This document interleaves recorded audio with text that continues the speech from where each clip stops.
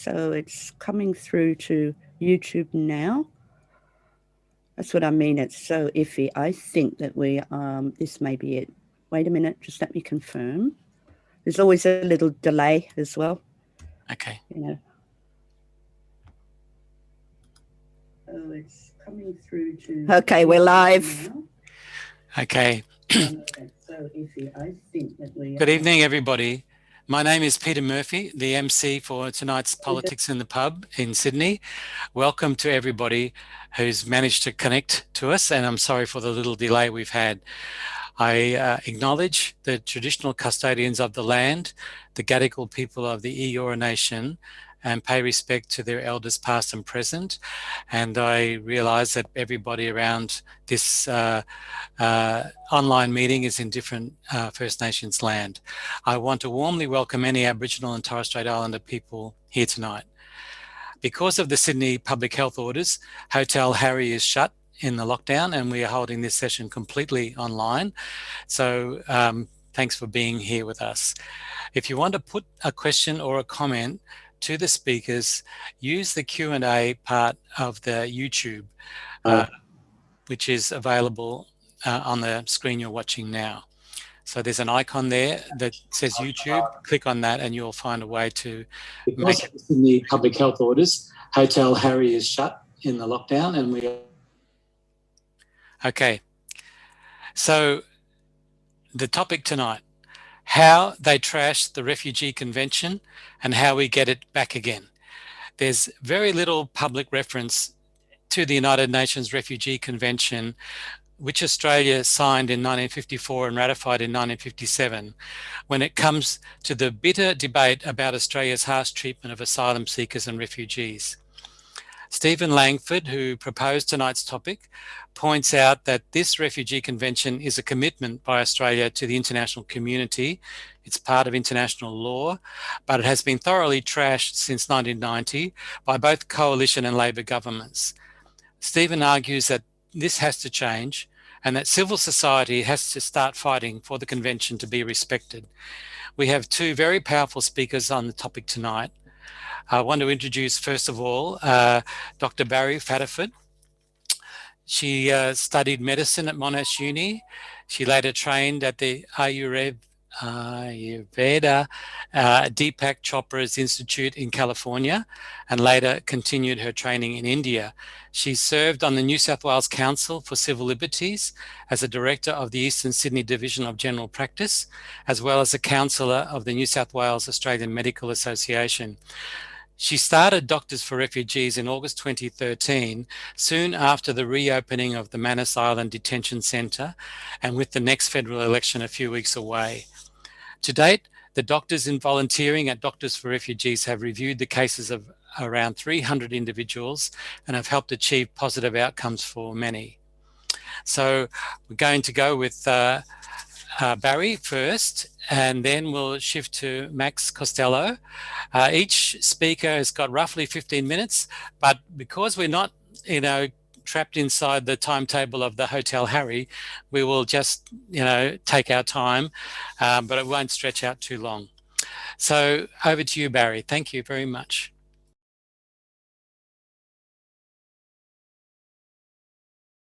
You need to turn your microphone on, Barri.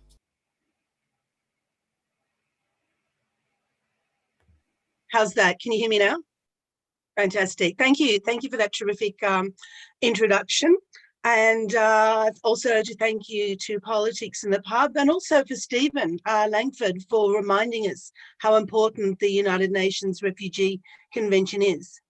So I'd like to start by acknowledging the traditional owners of this land and pay my respects to elders past, present and emerging.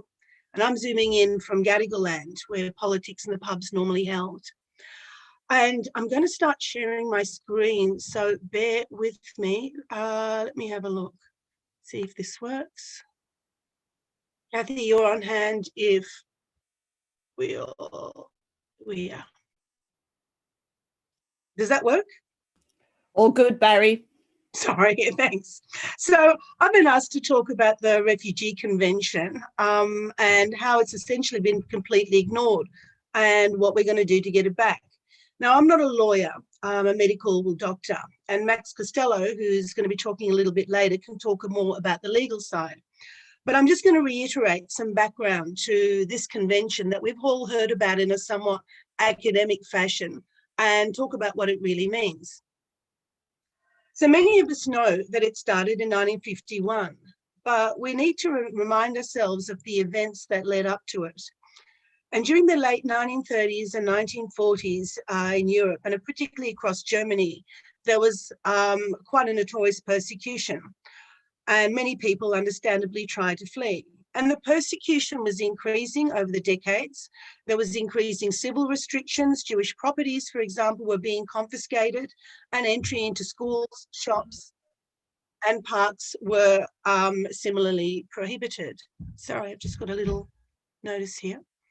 And only months earlier, we saw the smashing of Jewish shops and Jewish stores and synagogues during Kristallnacht. And so many individuals, seeing what was happening, were becoming increasingly scared and saw many of their relatives and friends being dragged off by the police. So they hurriedly sold all their belongings and abandoned properties that they had lived in for generations and said goodbye to people and family that they'd known for generations and tried to leave by whatever means possible. Now, I've put this slide or variations of this slide up before, and I think it's so important to see and to remember. In May 1939, there was a ship called the SS St. Louis, which left Europe with 947 people, the majority of which were Jewish, because they were facing such appalling hardships.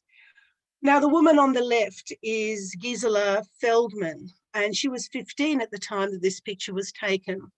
And she describes a situation where she'd just seen her father being dragged off and taken to Poland.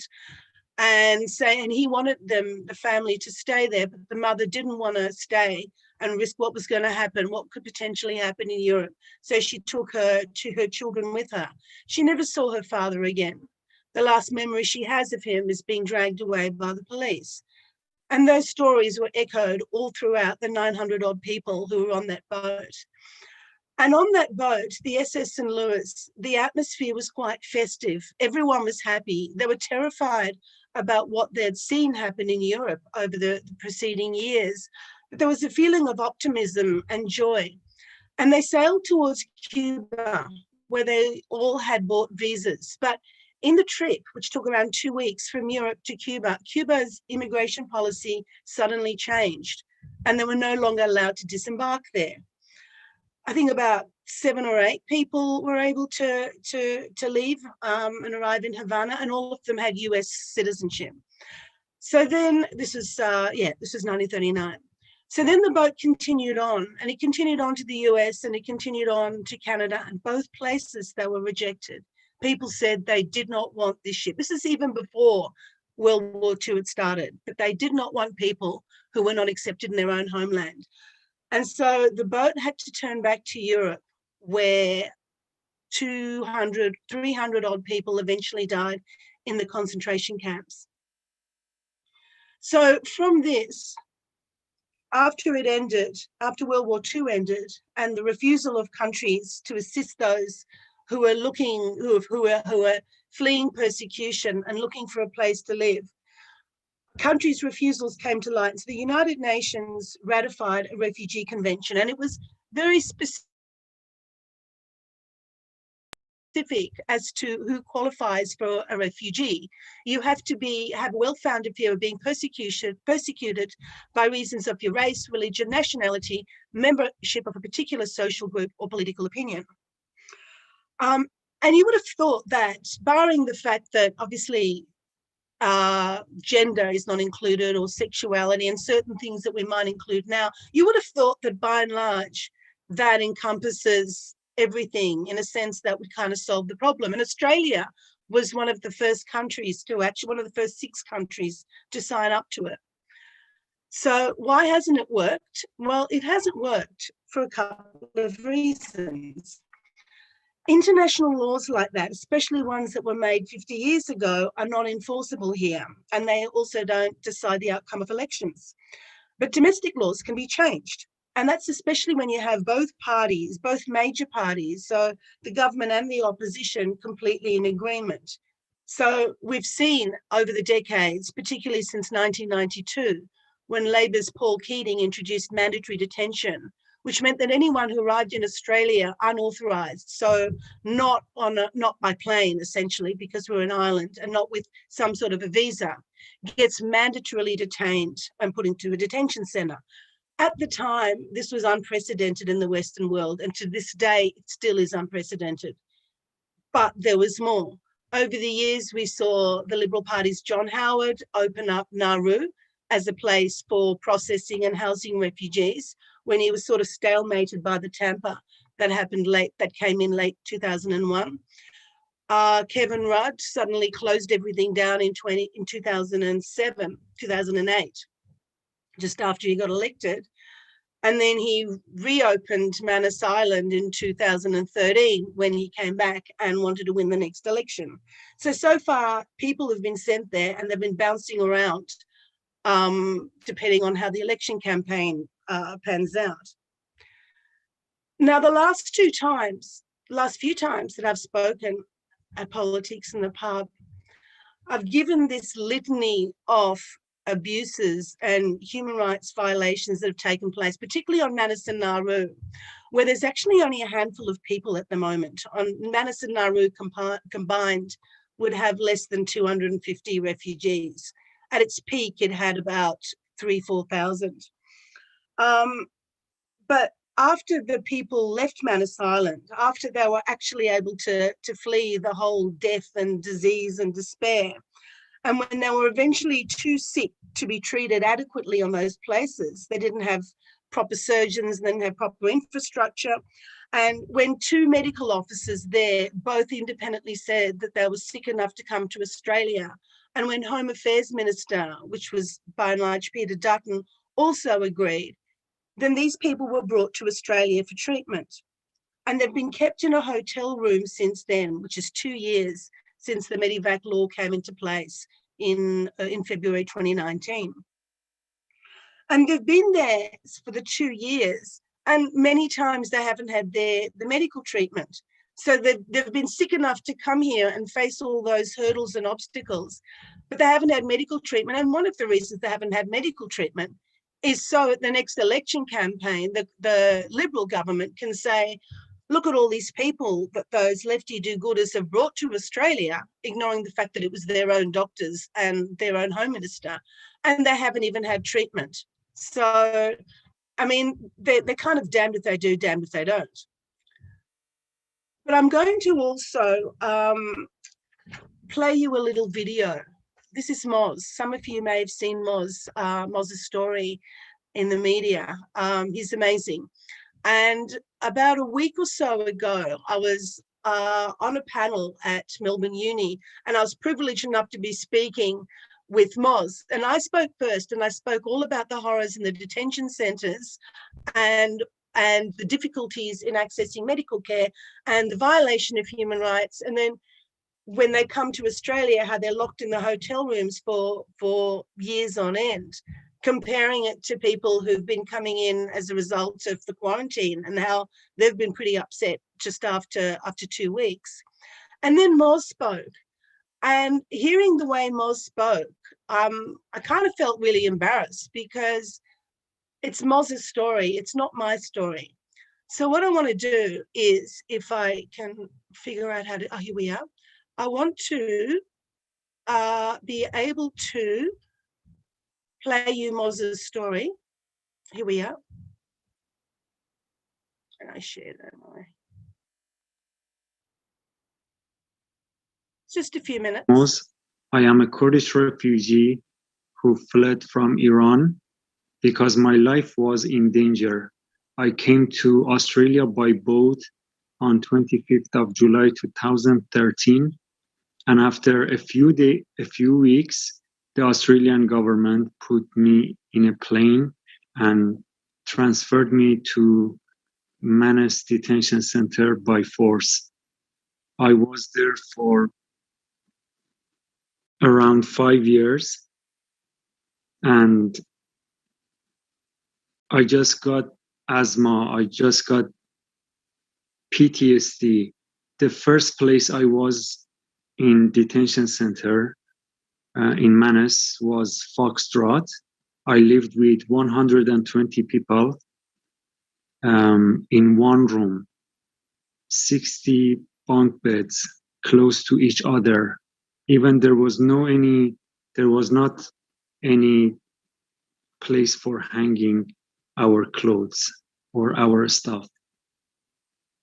After some time, they took us to Oscar compound, and I lived in Oscar compound for 3 years.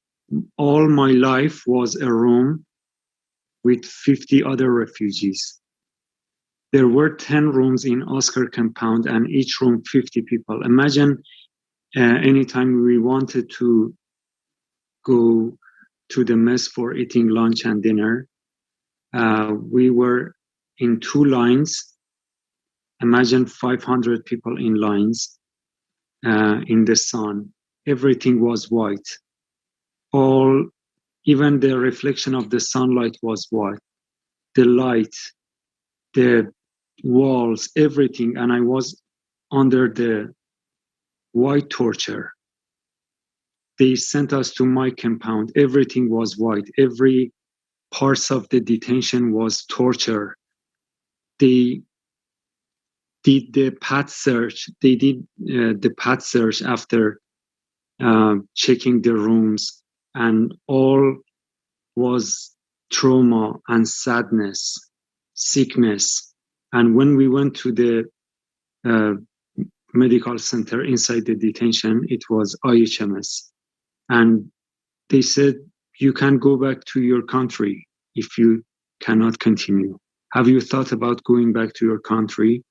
They just prescribed Panadol and water, nothing else. There was no proper medical care for the refugees. Everything was torture.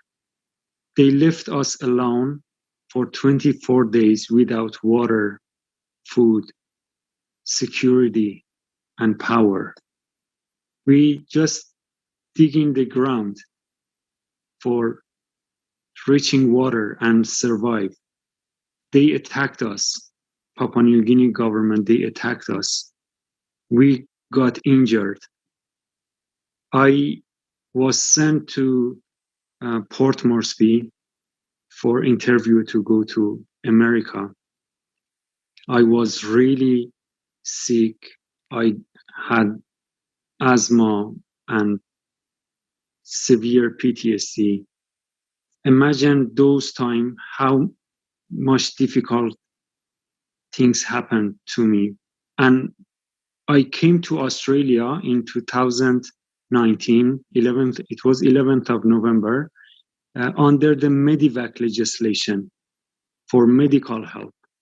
When I came to Australia, I thought I was gonna start a new life and I was gonna be free. But they put me in Moita Detention Center, and after a few hours, they said, we are gonna send you to a hotel. And I thought a hotel is a good place. I was ready to start my life. And they took me to Mantra Hotel in Preston, and they locked me up on the 3rd floor of the Mantra Hotel along with 65 other refugees. All our life was, we were locked up on the 3rd floor, and 23 hours a day, I was inside a room. And the only time I was outside the room was the time I wanted to drink a cup of tea or talk with one of the refugees in the corridor or one of the rooms. There was not any way to go outside the building. There was not sunlight. Sometimes I took out my hand outside the window. I could just open the window 10 centimeters. When I just took my hand out of the window to get sunlight, It was really horrible. I don't know how I could survive. And after 13 months, they said the contract is finished. We are going to send you to another detention, which is similar to this place, but better condition. We are going to offer better condition to you. And when they took us to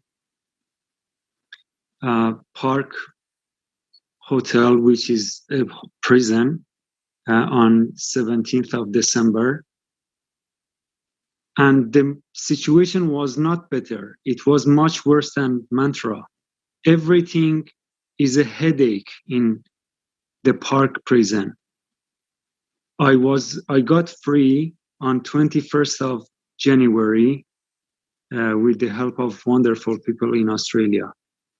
And still refugees like me are locked up in that place. My roommate is still there.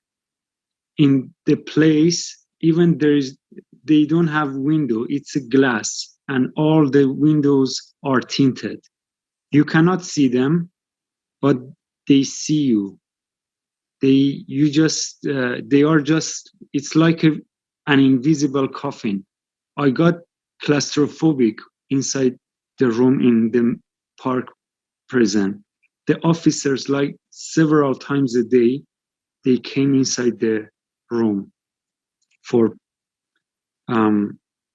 head count, 6:30 in the morning, 10 o'clock, 12, 3, 5. All the time they just came and out just because they want to weaken the resistance of refugees. And all of them are still, there are more than 30 refugees are locked up in the place that's around even less kilometer away from the Park prison. Universities are around and people are studying law and human rights. And the Australian government are torturing innocent people. There is no proper medical care in that building. All of them are traumatized. When I talk to them, they cry. They are losing their hope. They feel that they are not alive. When they see people, they can wave at people, but people cannot see them. And they feel that they are not alive. I got my freedom, but they are still there. The reality is that we are all human beings, and there shouldn't be any difference between human, and they are innocent like me, and they are still in detention. They haven't done anything wrong. It's just because of policy. This policy have decided to free a part of the refugees and locked up the others because they wanted to show people that refugees are less than human beings. Refugees are bad people. I think human rights should be beyond politics. And if we get together, I believe that if we get together, we can put pressure on the government and all of these innocent people get their freedom. Thank you very much.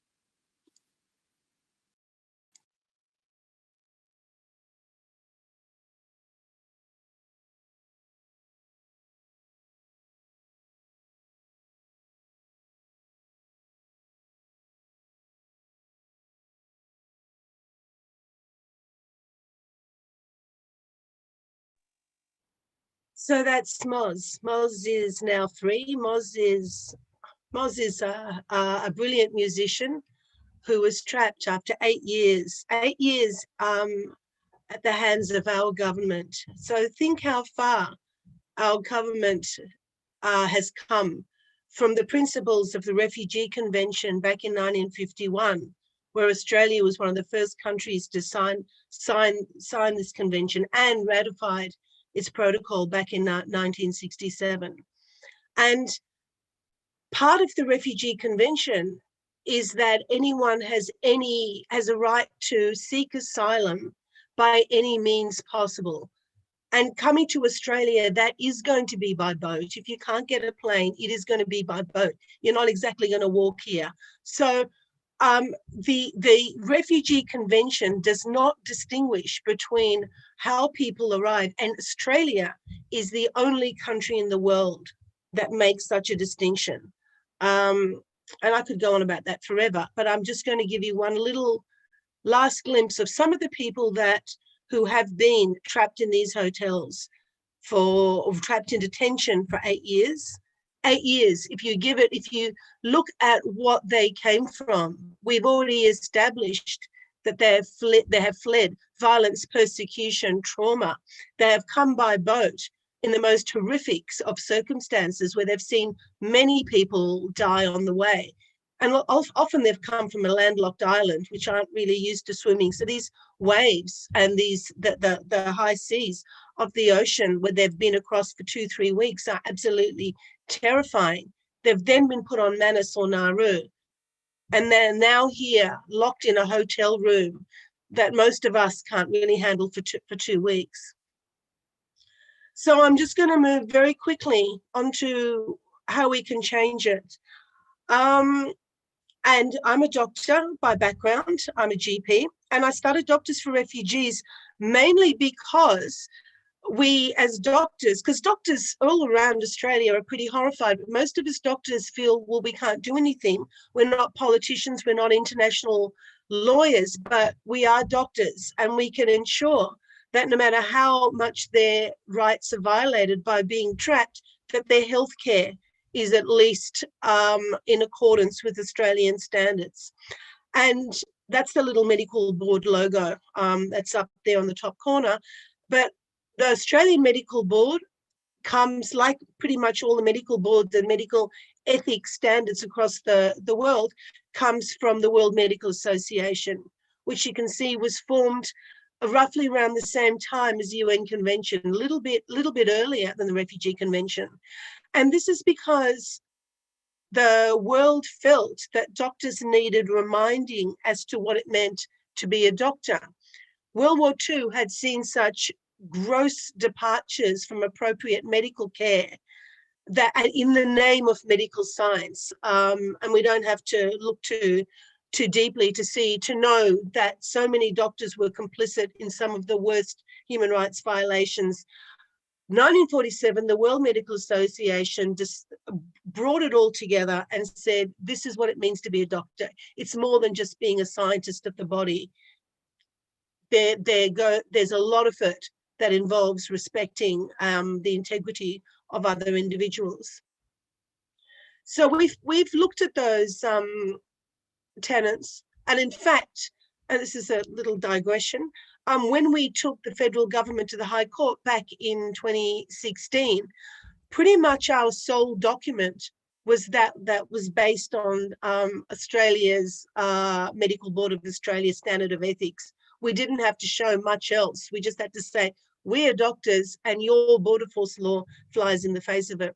So I'm just going to finish up with what we're doing at the moment, because there is a long way between the United Nations Refugee Convention of 1951 and being in a suburban practice as a GP or as an orthopedist in Australia. So we're focusing right now on 2 open letter campaigns. And the first one is to tell individuals, and I think those graphics are somehow mixed up, sorry, but the first one is to tell paramedics that when you are transporting people, refugees, people from the detention centres to the hospital, you do not need to use handcuffs and shackles and manacles. These things are, apart from the fact that they interfere with the physicality of care, they are demoralising, they are humiliating. Patients describe being taken to St. George Hospital or the Austin Hospital in handcuffs, and it's humiliating. Mums that are waiting there hold their kids a little bit closer. Everyone looks at them and then looks away. They don't want to go there. And the doctors don't like the idea of examining a patient who's in handcuffs. We don't have to let Serco or the Border Force tell us how to practice medicine. And the paramedics, it's the same thing. If paramedics go and collect a refugee patient or a patient who is a refugee from a detention centre and take him or her to a hospital, it is absolutely not mandatory for them to have handcuffs. I mean, you can see here this poor young man who's using his phone and he's in handcuffs.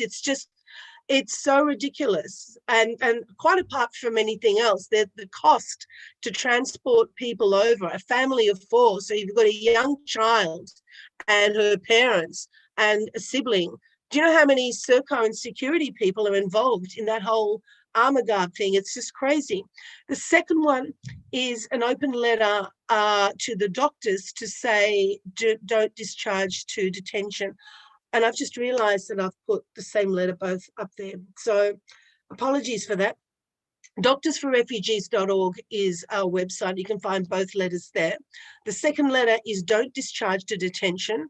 And what that is saying is telling doctors in hospitals, once you've treated the patient, once you've fixed their hip or their heart or their diabetes or whatever, you can't just discharge them back to the detention centre if that is not an environment that is conducive for their recovery. And it is incumbent upon you as doctors to make sure that the environment that you send them to is going to facilitate their healing. Now, we saw that with the whole Baby Asha case in early 2016 when the doctors treated the young infant girl and then finding out that she was going to be sent back to Nauru, said that they refused to discharge her. That is wholly within the remit of what doctors are allowed to do and supposed to do. And we're asking all doctors in the hospital to do that. And we're asking all paramedics to be judicious about the use of restraints. And I think I've gone way over time, so I'm going to end there. I'll stop this. Hi, Kathy. Yeah, we can see you again now. Thank you very much. I'll pass Fantastic. it over Thank you. Lovely. Thank you. That was excellent. Peter, I'll pass it back to you.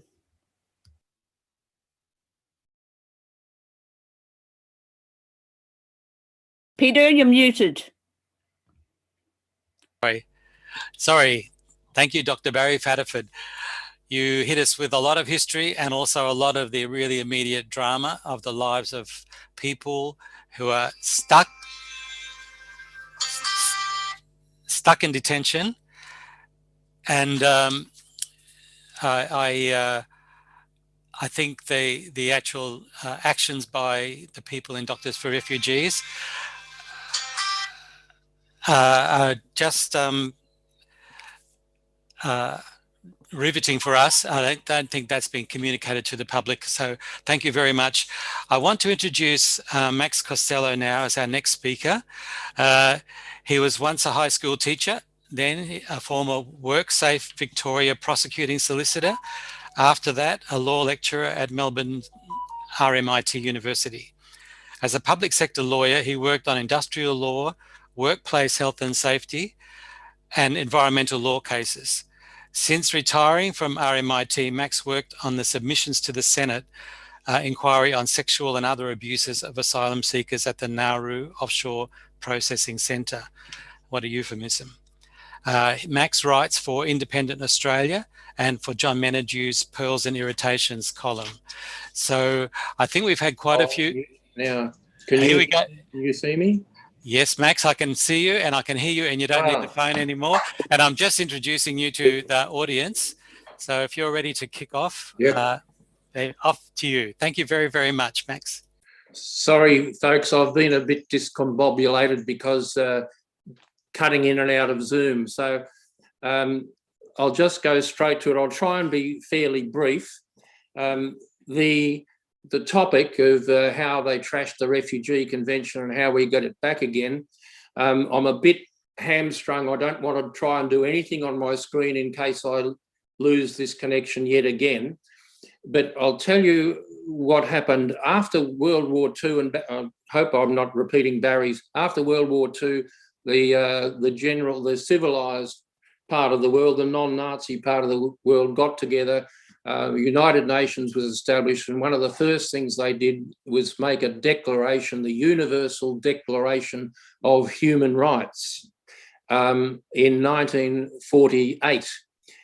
Article 14.1 of that declaration says every person is entitled to seek and enjoy asylum in other countries escape from, I can't read it because I can't open anything on my screen, but the gist is everyone's entitled to seek and enjoy refuge in other countries. And building on that, the Refugees Convention was created. It took a bit longer, it didn't get officially declared until 1952, but it has it built on that declaration and had a series of articles. I'll see if I can get them on my screen. Yes, I have it here, and I've highlighted, or I can only read them out to you. It's got a definition of refugee. For the purposes of the Convention, the term refugee shall apply to any person, this is Article 1, capital A, bracket 2, as a result of events occurring before January 1951 and owing to a well-founded fear of being persecuted for reasons of race, religion, nationality, membership of a particular social group or political opinion, is unable, or owing to such fear, unwilling to avail himself of the protection of that country, or having no nationality, is unable to return to any country. I'm paraphrasing a bit. So there's your definition of refugee, a person, and it refers to 1951 because it's, of course, following on from World War II. But in 1967, and I'll simplify again, there was a protocol, a sort of addendum to this convention, which extended it beyond World War II victims of persecution, Jews, Gypsies, Unionists, and so on in Germany, to take a prime example, and extended the operation of the convention and the refugee definition, made it global, so that it wasn't restricted to just European persecution. So when we talk about the Refugees Convention, we're really talking about the 1952 one plus the 67 augmentation. I'll just read a couple more sections from the refugee, or articles as they called, from the Refugee Convention. Article 2 says every refugee has duties to the country in which he finds himself, which require in particular he conform to its laws and regulations, as well as measures taken for the maintenance of public order. That perhaps gives a hint to what we now see, and I'm not going to talk about it, but people who have a visa in Australia, found to be refugees, if they break the law in a serious way, they can have their visa revoked. But that's a little toehold for that in the Refugee Convention. But I just mentioned that in passing. The main things I'm going to concentrate on are the more substantive, beneficial articles. I'm just scrolling down on my slow screen here. The people who are found to be the contracting states, such as Australia, shall accord to refugees lawfully staying in their territory the most favourable treatment accorded to its own nationals or nationals of a foreign country in the same circumstances as regards to the right to engage in wage-earning employment. Now, what we've seen is this vicious sleight of hand, and Barry might have mentioned, but I was having trouble with audio, people who've been in detention or in community detention are being released, and some of them are not getting the right to work. Now, the convention says they should have a right to engage in meaningful employment. And even if there are restrictive, like to protect local employment, local people, even if there are restrictive measures that minimise the chance of refugees getting work, that can only last no more than 3 years. Once the refugee's been here 3 years, he or she gets the full rights of the rest of the citizens. Welfare, they're entitled to housing, public education, social security benefits. For example, insofar as these matters are covered by local laws, remuneration, including family allowance, hours of work, overtime, holidays with pay, minimum age of employment, apprenticeships, women's work and work for young persons, and the enjoyment of collective bargaining, which is, in other words, union action. So they're in there as well. And people you've heard, and Barry's mentioned, I hope, the current government has artificially inserted the word illegal. It's not interesting. It's not in the Migration Act. It still talks about irregular or sometimes unlawful people who come here, people who are unlawfully here. But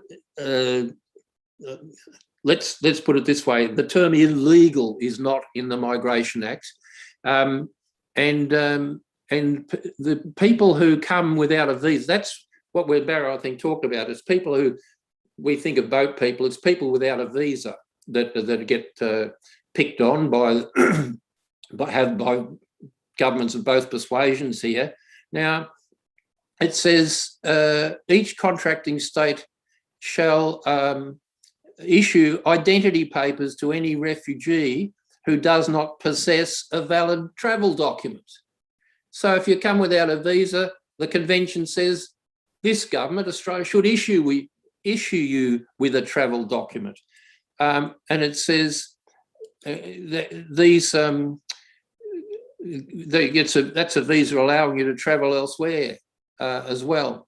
Now, here's the key thing: the contracting states that such as Australia shall not impose penalties on account of their illegal entry or presence on refugees who, coming from a place where their life and freedom was threatened, enter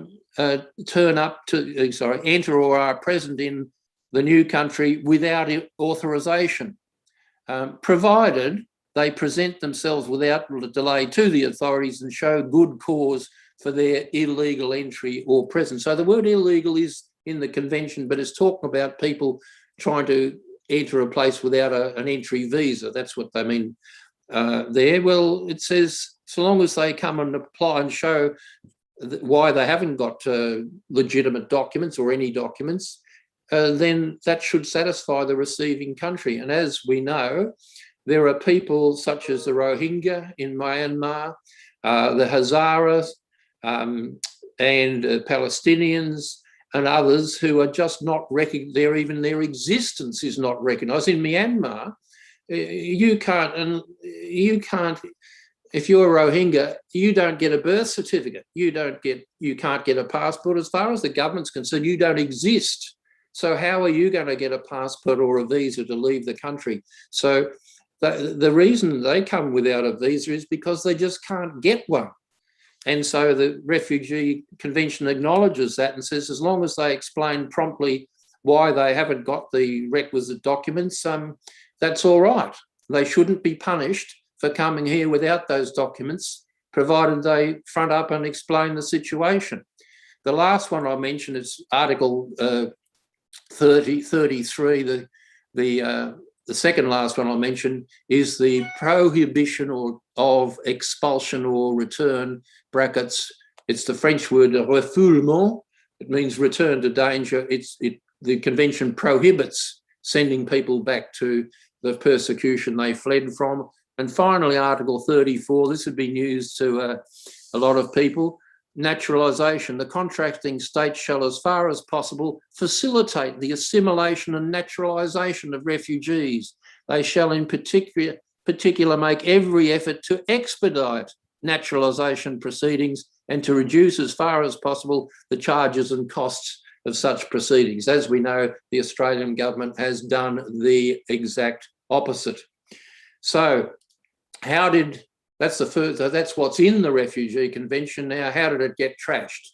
Well, mainly it got trashed by the Abbott government. In 2014, it passed this mega amending act, and Mr. Morrison was a certain Scott Morrison was the Minister for Immigration at those times, and he, I've got the second reading speech which explains what the act was about, and the basic thrust is a lot in it, but what it does is take out from the Migration Act the implicit acknowledgement and acceptance, if you like, and partial implementation of the Refugees Convention. It goes to all the sections of the Migration Act that implicitly or directly quoted from the Refugees Convention.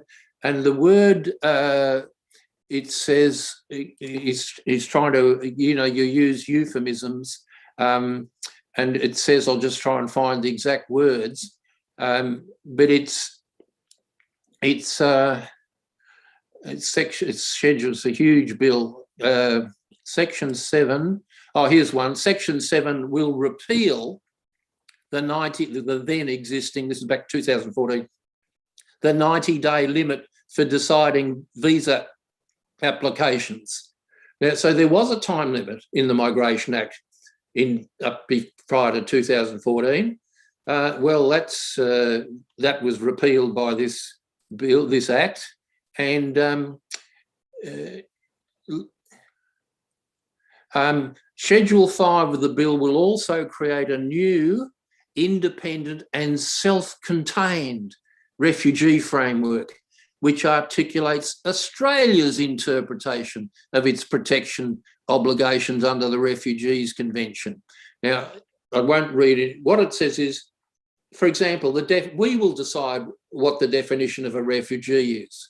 We will decide processes and entitlements of refugees. Now, I don't want to go on too long and in great detail, but in simple terms, they rewrote the Migration Act to delegitimise and de-identify the Refugee Convention provisions and insert a much harsher and more reduced version. And the courts, you know, judges can only work with the laws that the Parliament makes. Parliament is superior to the judges. So instead of the judges looking at the former, if there was a dispute about whether someone was entitled to protection or this or that, under the Act before this happened, the judges could have access to wording that was clearly derived from the Refugees Convention. After this became law, which is in December 2014, the judges could only work on the wording in the Act.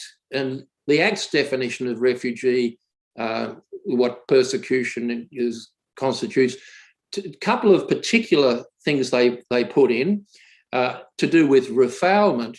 They said, well, hang on, okay, so you fled from political, social, religious, whatever persecution in country X.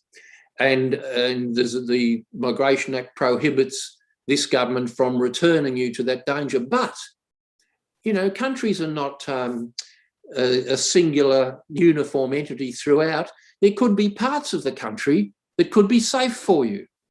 And also, perhaps you, and this is the word, perhaps you could modify your behaviour so as not to attract persecution. A classic case would be people who are gay and living or wish to live as gay human beings. Well, you just have to pretend you're not. Otherwise, you might get persecuted. Now, if you can modify your behaviour, it's only unsafe if you go there and live a homosexual life. So you could just modify your life and make it safe. And this, I'll stop there. This is the sort of thing that the Abbott government did back in 2014. Let me wrap up with a couple of other points. The second half is, how do we get the convention back again? Well, the short answer is we need a Human Rights Act or Human Rights Charter. Now, Victoria, Queensland, and maybe one other state, I can't remember, do have that at the state level. And I'll come to what that will do what those sort of acts will do in a moment.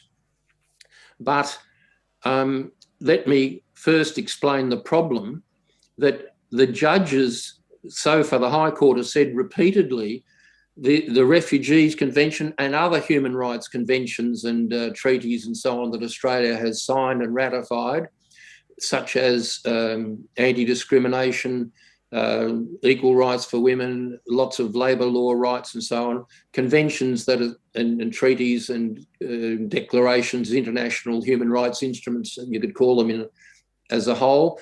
Okay, Australia signed and ratified them, but they are not enacted in a law. They're not part of Australia's legislation. And the High Court says, oh, they're all fine and dandy, but they're not part of any legislation. Therefore, we can't insist on them. They're unenforceable. And so the idea is, well, let's create an act that says they are enforceable. But it's not quite as simple as that. And I've had a look at the Queensland Act, for example, Human Rights Act 2019. What it doesn't say, which would be the simplest way, all the refugee conventions, human rights conventions, etc., that Australia has signed and ratified are hereby declared to be part of the law of Australia.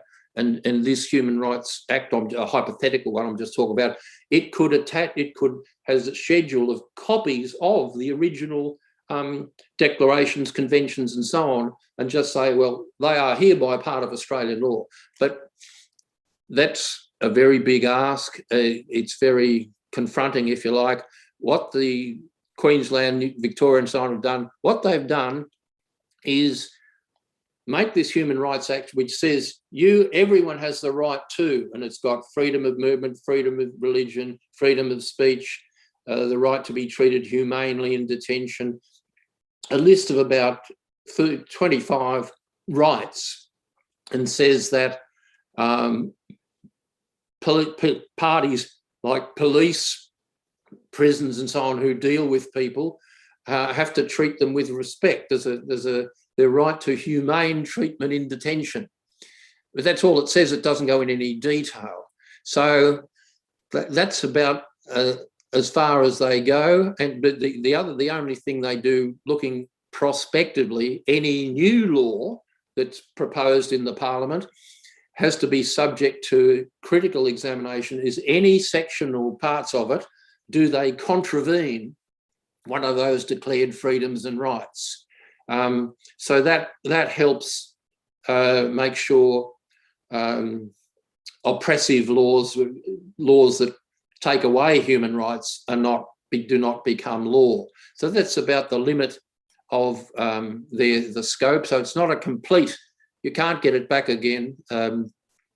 So let me just finish on a very recent update. I've heard Moz before talking about the real experience, because detention, as Barry said, is mandatory, and it's now been made detention for life, indefinite detention.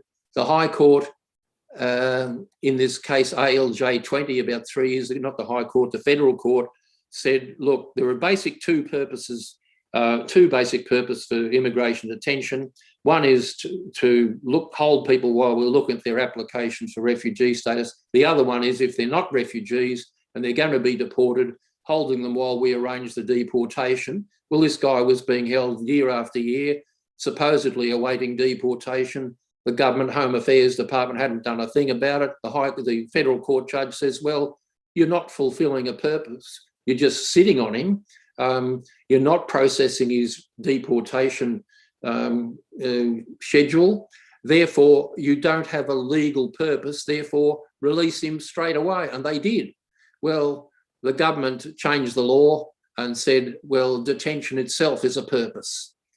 So you could be detained at age 18, coming without a visa, found not to be refugee. And if you live to be 100, that's 82 years you're in detention. The High Court has said that that sort of detention is not punitive. Well, excuse me. It's administrative. Technically, that's correct, because it's not a sentence imposed by a court for criminal offending.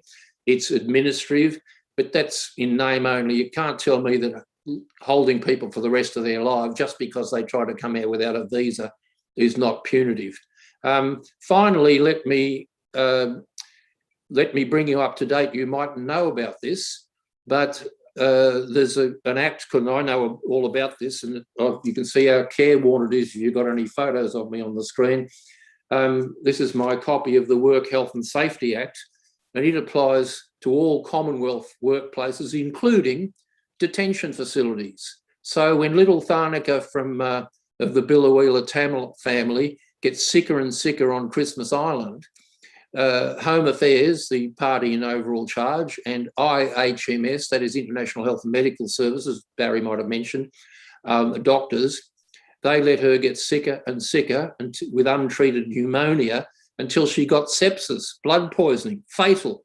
And it's only then that they airlift her to Perth. And I've written to the regulator, Comcare it's called, that's supposed to enforce this act. On the 30th of June, I wrote requesting an urgent investigation with a view to prosecution for that gross and extreme breach of the health component of the Health and Safety Act. And I'll be following that up. And I mention in my letter, and this is my final note, that Home Affairs and IHMS have already been charged under this Act with failing to look after the health of a detainee. The charges were laid on the 3rd of March in a Sydney court, 2 charges each against Home Affairs and IHMS. So here we have 2 parties who are already facing criminal charges for breaching this act, that putting a detainee's life at risk. In fact, the guy concerned committed suicide in the Villawood Detention Centre a couple of years ago. And here they are, knowing this, and they're about to, they are recklessly and dangerously reoffending against a 3-year-old girl, for heaven's sakes. So we'll see what happens there. So concerned as I am about reclaiming human rights as best we can, the fact that detention exists and is implemented viciously, cruelly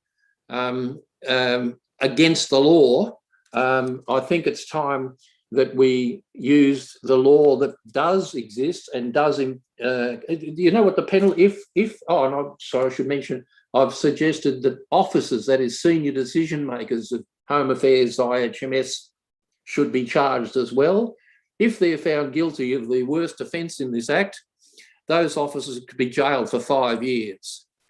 Now, it's when the likes of, and I'm not suggesting I've mentioned the names just for information, the Secretary of Home Affairs, Mr. Pizzullo, the Commissioner of the Australian Border Force, which is just a part of Home Affairs, by the way, Commissioner Outram. If, for example, one of them was sent to jail for this, then maybe the Australian community, the Australian public would wake up to the true nature, the criminality, the vicious criminality of the way detainees are treated in this place. That's all from me. Thanks for listening. Great. Thank you very, very much, Max. That was very spirited and I think packed a lot of punches. We're at 7:10 and we've got time for Q&A. I would like to just remind people viewing that they can use the chat facility in the YouTube to put in text any question or comment they'd like to make. First of all, we've got one from Stephen Langford. We have a question from Kathy Vogan and then one from Philip Feinstein. So I'll start with Stephen's. So he's saying about the terminology used about even by refugee advocates. Should we be using the word detention? Behruz Buchani calls Manus a prison in the title of his book. How about calling members of the government illegals for their violation of international law? Where is their supposed mandate to torture? Thanks to both fantastic speakers from 4 people huddled together at a screen in Katoomba Youth Hostel. Okay,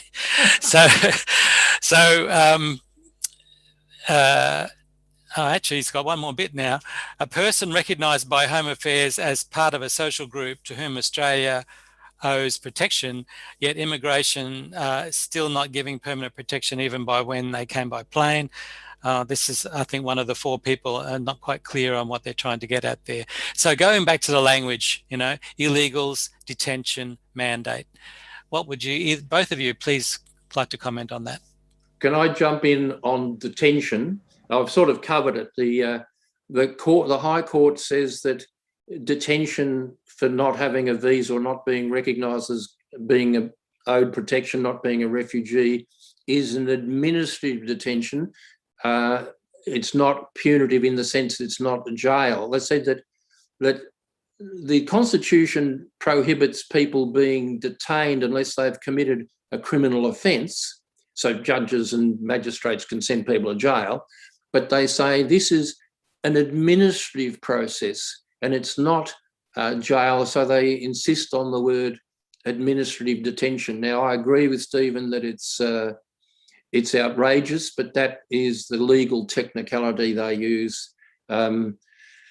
And I've also mentioned the word illegals was only used by an instruction, as a result of an instruction, a written instruction by Minister Morrison when he was Immigration Minister to his department to stop using irregular maritime arrivals and start from now on calling them illegal maritime. But that's only instruction of what the language the department uses. He was not game to amend the Act because it breached the Act. And so when the people were charged in this 3rd of March, they were referred to as irregular. They weren't called illegals because officially they're not. There's no offence to seek asylum. That's all I need to say, I think. Okay, Barry, would you like to add to that response? Yeah, sure. Look, there's two ways of looking at it. And the first way, yes, I would agree with what Max has said.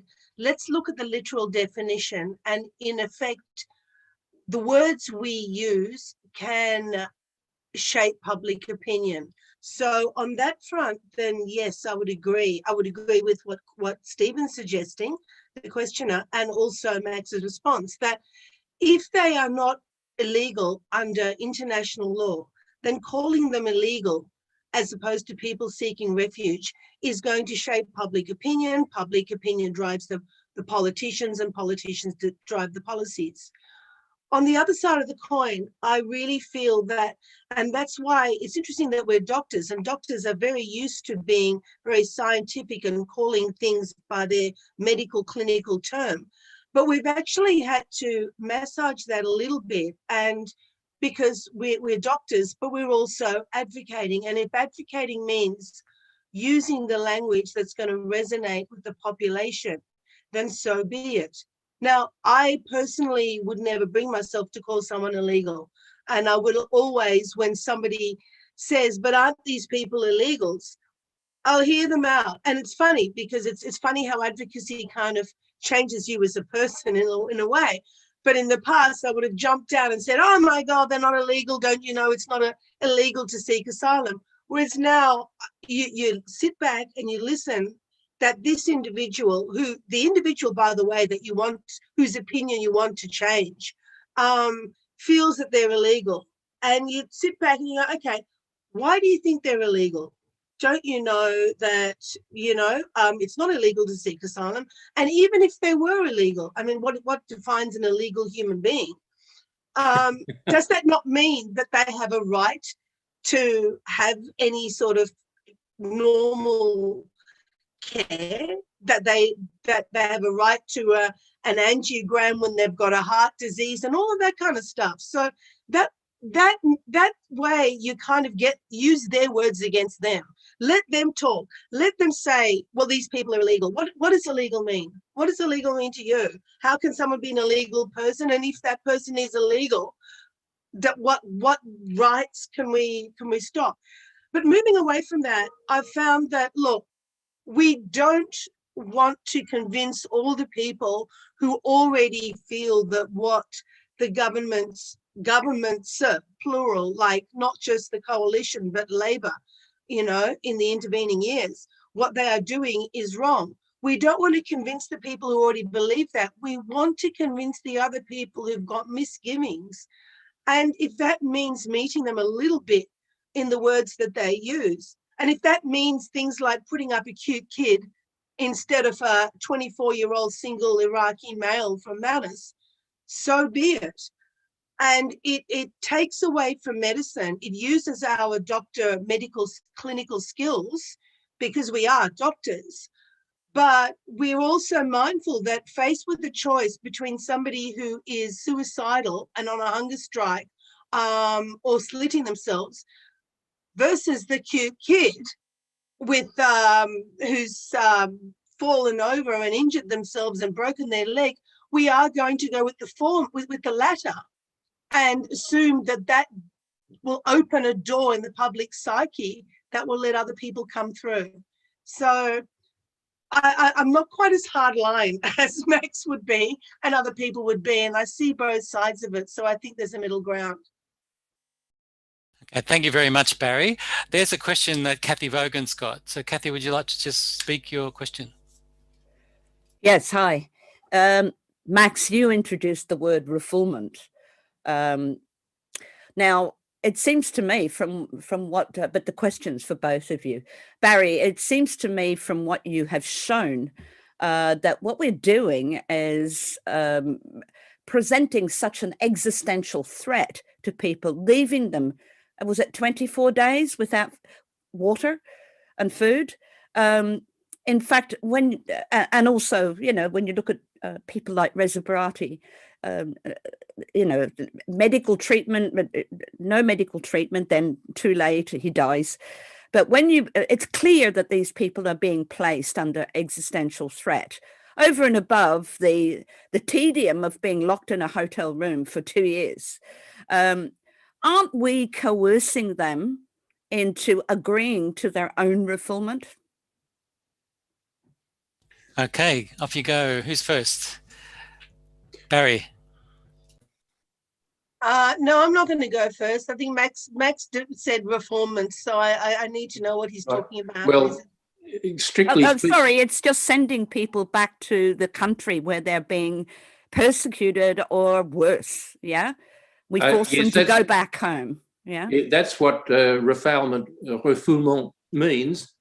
I thought the gist of your question might be, aren't we in fact treating them as badly or worse as the way they were being treated that they fled from? In fact, it's clear that the relentless cruelty is intended, and there's very few statements where this is admitted, but it's once or twice historically they've admitted that the harsh treatment in Australian detention is designed to deter others from getting on leaky boats and trying to come here.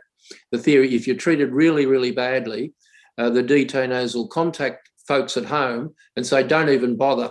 You're getting persecuted there, but it's worse if you try to come to Australia. That's I think, the very rarely stated but clearly evident purpose of the cruelty. And in fact, it goes beyond that, because how on earth could the last boat, as far as I know, the last boat that actually made it here was in 2014, to claim that they have to treat little Tharnica with dangerous, to leave her untreated to a dangerous, even fatal extent, just so someone won't get on a boat? I don't think so. It's just... They're not even saying that at the moment, Max. I mean, because it's now 2021, 2014, in the Children's Royal Commission, that was the commission that was held by Gillian Triggs. What was it called again? The Forgotten Children. Both Chris Bowen and was it Scott Morrison, whoever the Liberal guy was at that time, immigration, both agreed under oath that keeping people on Manus Island was no deterrent to boat arrivals. They both said that under oath. I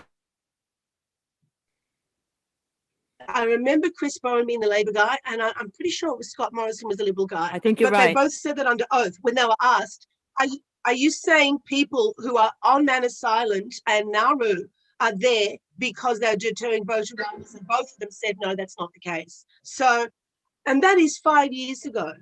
And also we know that there's Operation Sovereign Borders, which has got these massive ships in the middle of the ocean, ready to intercept boat arrivals. Now, whether or not you agree with boat arrivals, which obviously contravene international maritime law, turning around a rickety boat without an engine, which is overcrowded in the middle of the high seas. But quite apart from that, is any of these governments saying that these massive, this flotilla of massive ships there are not able to turn these boats around, and therefore we have to keep Tharnica and in the situation she's in, but also all the people locked in that tiny hotel room, and the people on Nauru and the people on Manus Island, because we are scared that our armada of ships out there are not going to be sufficient to turn away a boat.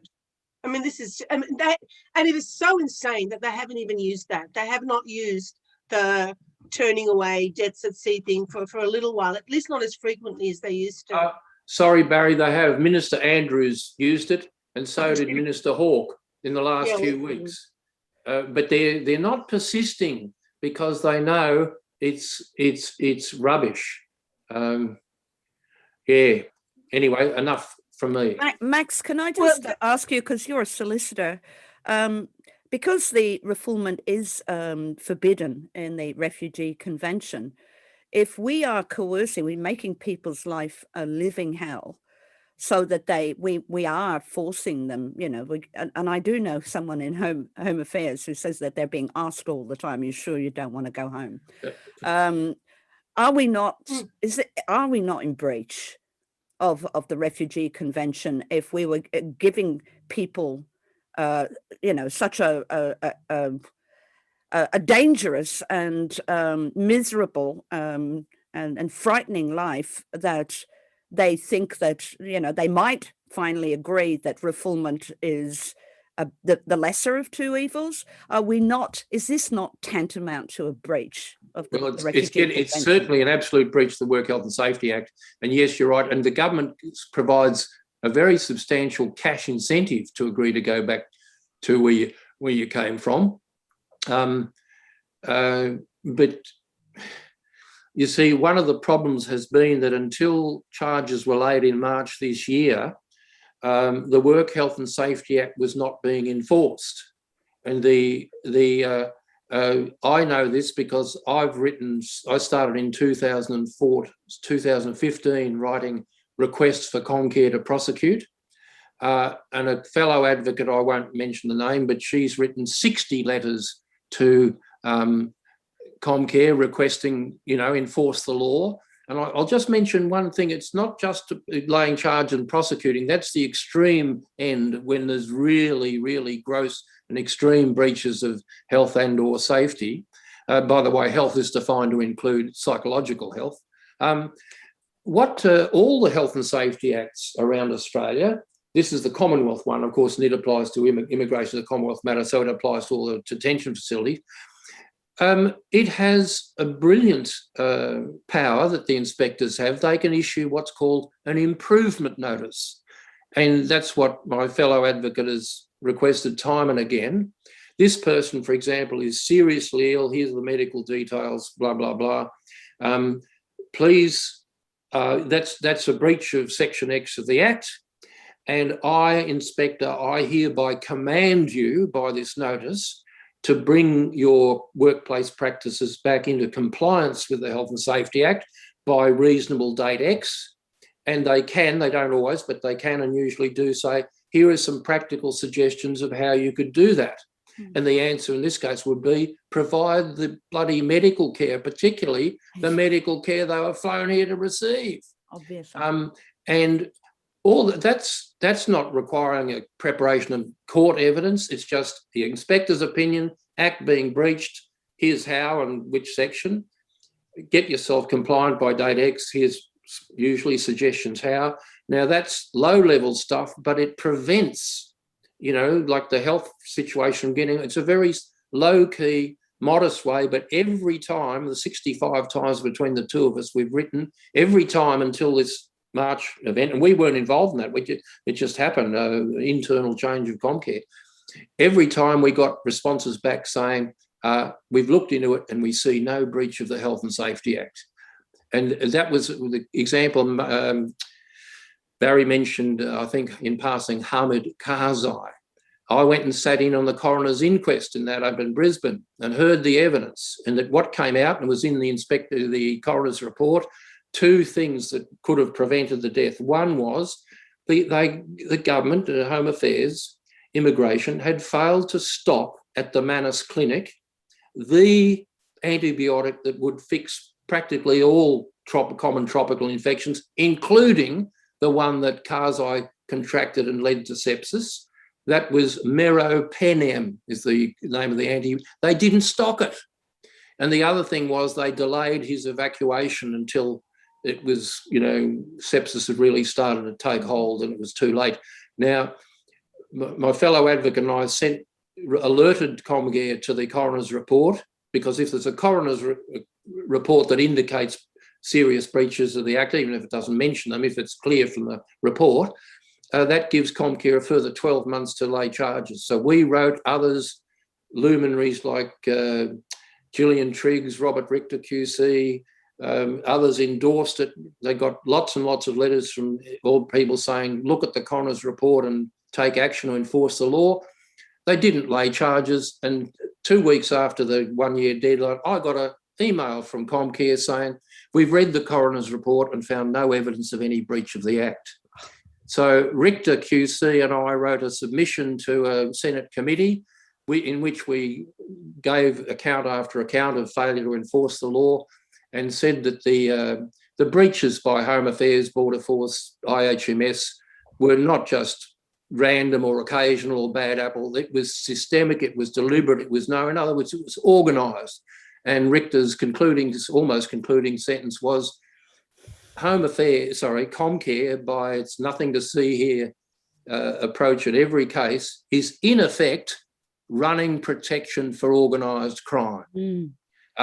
But Richter wasn't called to the public hearing day where he could have said that, and if he had, it had been national news item number 1 across the nation, because they sat on our joint submission until after the public hearing date, so he wasn't called. But that's how bad things have been. But now it seems Comcare is actually doing its job now. Long answer to your short question, but there you go. Right.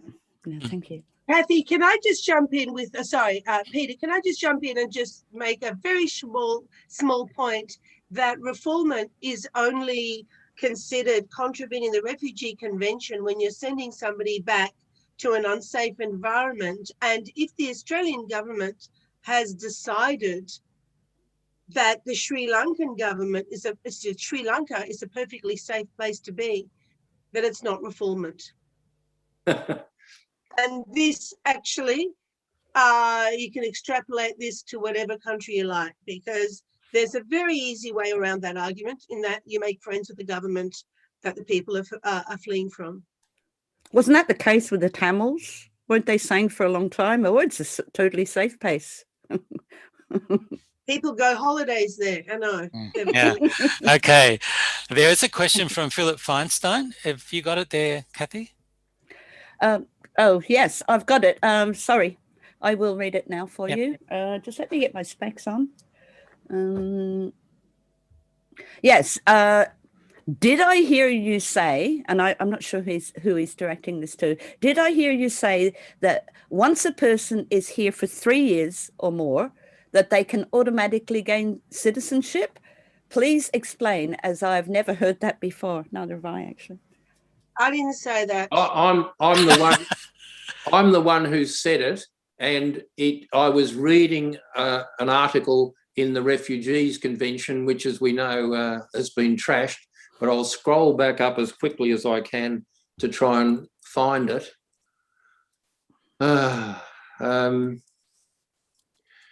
It's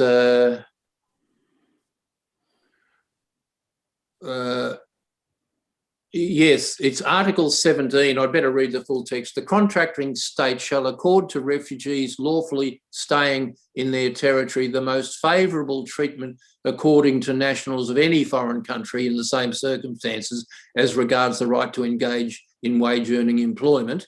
It's Section 2 that's the that the key one, in any case, restrictive measures imposed on aliens or the employment of aliens for the protection of the national labour market shall not be applied to a refugee who was already exempt from them at the date of entry into force of this convention, or who, so this is the point, a refugee who fulfills one of the following conditions. A, he has completed 3 years residence in this country. So the Refugees Convention says if you're a refugee who's been here for 3 years or more, then you should be given the right to work. But it's in the Refugees Convention. It's not in the way Australia treats refugees. Okay, thank you very much for that, Max. That's clarified that very well.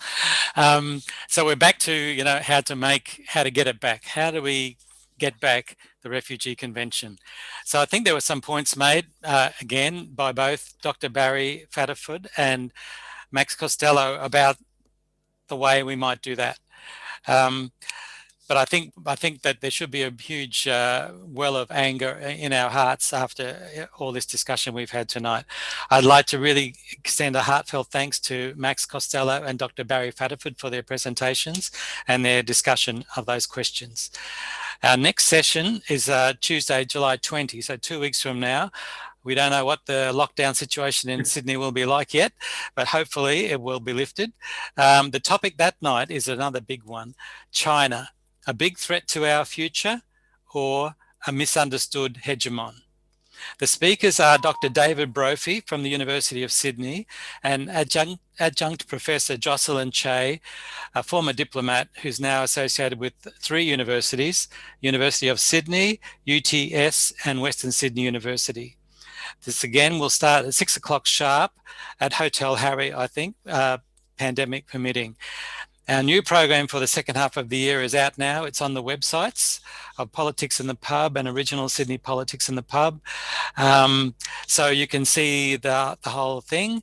And the video of tonight's program will be available on our politicsinthepub.org.au website and our YouTube channel.